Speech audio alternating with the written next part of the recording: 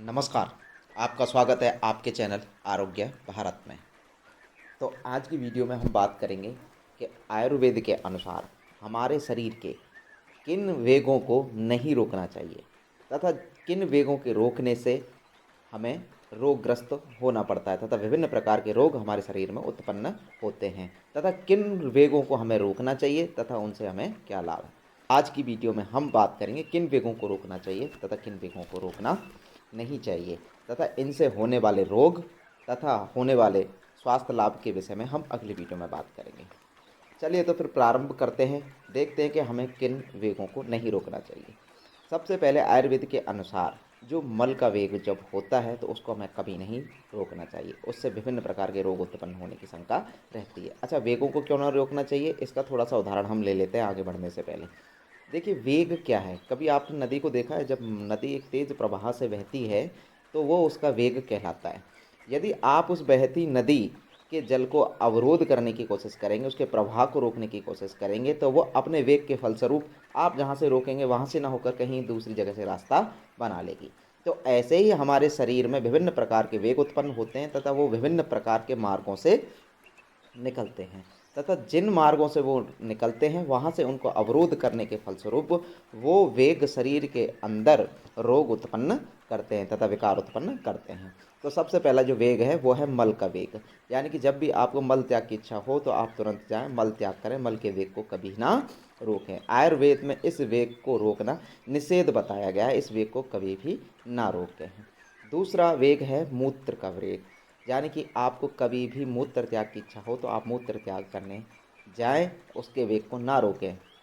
इसको रोकने के फलस्वरूप आपको विभिन्न प्रकार के मूत्र संबंधी रोग होने की आशंका रहती है तथा वो अगर आप ज़्यादा समय तक इस तरीके से करते हैं कि आप अपने मूत्र का वेग रोकते रहते हैं तो आपको अवश्य ही मूत्र संबंधी रोग हो जाएंगे। तो आपको मूत्र का वेग भी कभी नहीं रोकना चाहिए। अब उसके बाद हम बात करते हैं कि किस प्रकार के और वेग और हैं। देखिए, दो वेग तो अब ये हो गए, पहला मल वेग हो गया, दूसरा मूत्र वेग हो गया। अब देखिए, आपने कभी कभी देखा होगा, कभी कभी हमें छींक आती है तो लोग छींक के वेग को रोकने का प्रयास करते हैं, तो आपके छींक के वेग को भी आपको नहीं रोकना चाहिए। ठीक है। उसके बाद बात करते हैं हम प्यास। जब आपको प्यास लगे तो जरूर जल ग्रहण करें, उस समय आप अपने प्यास के वेग को ना रोकें। इसके फलस्वरूप भी अगर इस वेग को अगर आप रोकेंगे तो इसके फलस्वरूप भी आपको विभिन्न प्रकार के रोग होने की आशंका रहती है तथा शरीर में विभिन्न प्रकार के विकार उत्पन्न होते हैं। दूसरा है भूख के वेग। बहुत सारे लोग अपनी भूख को भी रोकते हैं, ज़बरदस्ती भूखा नहीं रहना चाहिए, अपने भूख के वेग को ना रोकें। आयुर्वेद में भूख के वेग को रोकना भी निषेध बताया गया है। अब अगले वेग की बात करते हैं, तो अगला वेग जो है निद्रा का वेग। कभी कभी आपने देखा हो कि आपको नींद आ रही है लेकिन आप ज़बरदस्ती जागने का प्रयास कर रहे हैं। देखिए, आयुर्वेद में इसको निषेध बताया, जब आपको लगे कि आपको निद्रा आ रही है तो आपको शयन करना चाहिए, निद्रा के वेग को कभी नहीं रोकना चाहिए।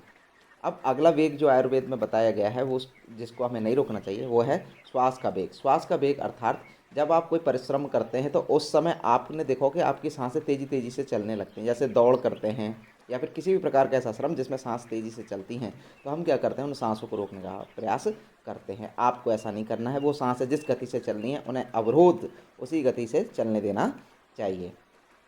ठीक है। अब अगले वेग की बात करते हैं। आपने देखा होगा कि जम्हाई आती है, जम्हाई जब आती है तो बहुत सारे लोग जम्हाई रोकने का प्रयास करते हैं शर्म के मारे, लेकिन आपको उसको रोकना नहीं चाहिए, आपको जम्हाई लेनी चाहिए। दूसरा है आंसुओं का वेग। अब आप कहेंगे कि साहब आंसुओं का वेग कैसा होता है? देखिए, कभी कभी क्या होता है, हमारी भावनाएं द्रवित होने लगती हैं। तो भावना जब द्रवित होती है तो आंसू आने के लगते हैं, तो उनको हम रोकने का प्रयास करते हैं, छुपाने का प्रयास करते हैं। तो देखिए, आपके जब आंसू आने लगें, आपको लगे कि आपके आंसू निकलने वाले हैं, तो उनको निकलने दें, प्रयास ना करें। ठीक है। इस वेग को रोकने में भी आयुर्वेद ने निषेध किया है, क्योंकि इस वेग को रोकने के फलस्वरूप आपको विभिन्न प्रकार के रोग होने की आशंका रहती है।